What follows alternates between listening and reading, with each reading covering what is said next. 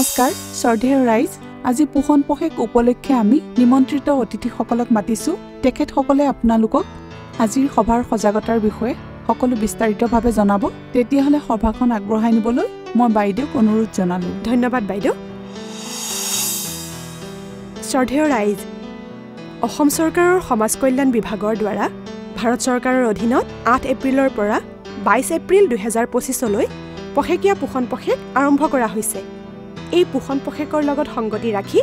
আজি আমি এই সভাৰ আয়োজন কৰিছো আজিৰ এই সভাত আমি জানিম শিশুসকলৰ লগতে কেনেদৰে গৰ্ভৱতী মহিলা আৰু প্ৰসূতিসকলৰ যত্ন ল'ব লাগে সেইখিনি কথাকে আপোনালোকক আজি আমাৰ বাইদেৱে জনাব বাইদেউ ধন্যবাদ ৰাইজ আপোনালোকে জানে যে আমাৰ শিশুসকল আমাৰ দেশৰ ভৱিষ্যতৰ নাগৰিক তেওঁলোকক ভৱিষ্যতত সুনাগৰিক হিচাপে গঢ়িবলৈ হলে শিশুসকলক সুস্থ আৰু সবল নিৰোগী কৰি গঢ়ি তুলিব লাগিব তাৰ বাবে আমাৰ চৰকাৰে সময়ে সময়ে যুগান্তকাৰী সিদ্ধান্ত গ্ৰহণ কৰি আহিছে এতিয়া আপোনালোকৰ সহায় সহযোগ হলে জন আন্দোলনৰ ৰূপ দি সফল কৰিব লাগিব ৰাইজে কি কয় আমাৰ কৰ্তব্য আৰু কিহৰ ওপৰত ধ্যান দিব লাগিব সেই বিষয়ে আপোনালোকক অৱগত কৰিব আমাৰ সন্মানীয় অতিথি চিৰঞ্জিত বৰা ডাঙৰীয়া দেৱে নমস্কাৰ মই আপোনালোকক কেইটামান বিশেষ কথাৰ বিষয়ে ধ্যান আকৰ্ষণ কৰিব বিচাৰিছো তাৰ ভিতৰত আমাৰ অসমত প্ৰত্যেক 3জন শিশুৰ ভিতৰত এজন শিশু বাওনা অৰ্থাৎ মুজৰা মৰা হয় আৰু প্ৰত্যেক 10জন শিশুৰ ভিতৰত এজন শিশু অতি নিখতকটীয়া হয় এনেবোৰ শিশুৰ মৃত্যুৰ হাৰো অধিক গতিকে ৰাইজ আমি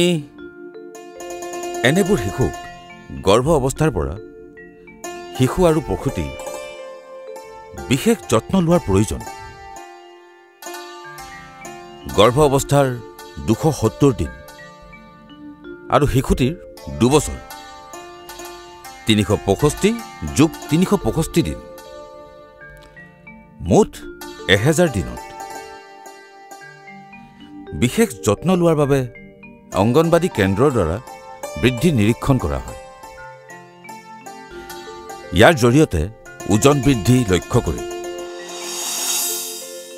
পুষ্টিহীনতাত ভোগা শিশুসকলক পুষ্টিৰ বাবে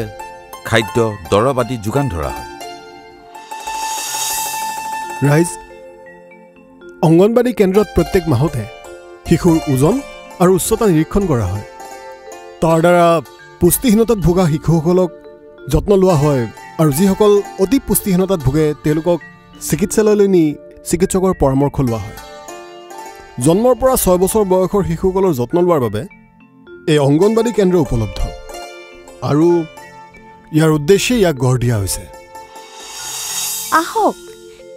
এডাল গছ পুলি ৰোপণ কৰাৰ বাবে যিদৰে যত্নৰ প্ৰয়োজন ঠিক তেনেদৰে শিশুসকলকো বিশেষ যত্ন লৈ আমাৰ দেশৰ ভৱিষ্যত গঢ়াত আমি অৰিহণা যোগাওঁ